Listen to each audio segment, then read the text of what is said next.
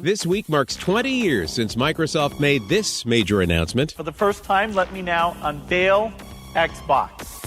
Wow. It's 20 years old, the Xbox is.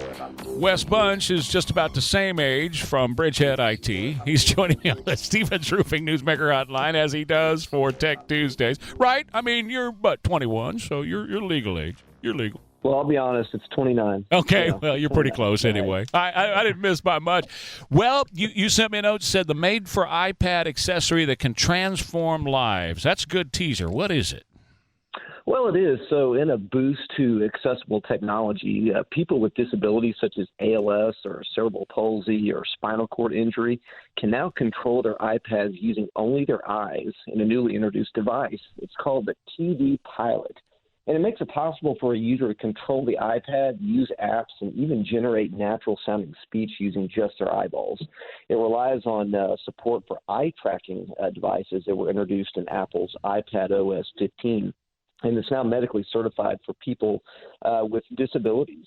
So the system makes use of the iPad, the custom cover, and what's called Tobii Dynavox apps running on the device.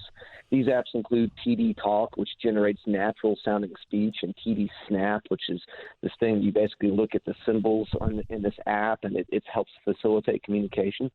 So, the system augments the iPads with additional features and includes, like, powerful speakers, a battery pack, wheelchair mounting accessories, and it's kind of a rear-mounted display that mirrors what the TD Pilot user is saying.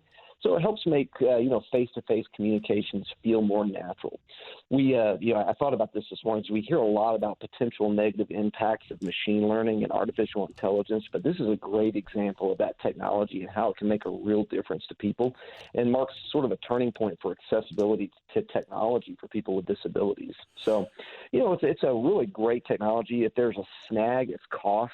These systems can run a few $1,000s or more depending on the options, so it can put the technology out of reach for some, but the results can be profound. And, as you know, in everything tech, there's already a number of competing solutions out there on the horizon. So, hopefully we'll see the cost of this stuff come down over time. Yeah, cost benefit, and yes, absolutely right. I mean, I remember my very first computer was a 286 with a 26.4 baud.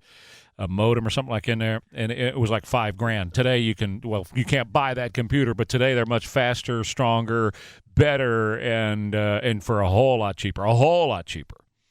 Yeah, we walk around with data centers in our hands now. We really do, and for people with accessibility issues, they can't really use them, but this technology allows them to do so now and to be a part of that. And yeah, it's amazing what we simply carry around in our hands now. Small data centers, small mainframes in the palm of our hand. Unbelievable. From Bridgehead IT, you can reach out to him at 210-477-7999. Wes Bunch with Tech Tuesday. Thank you, Wes. We'll talk again. See you later. Thanks, Trey. Take care. You too. Okay.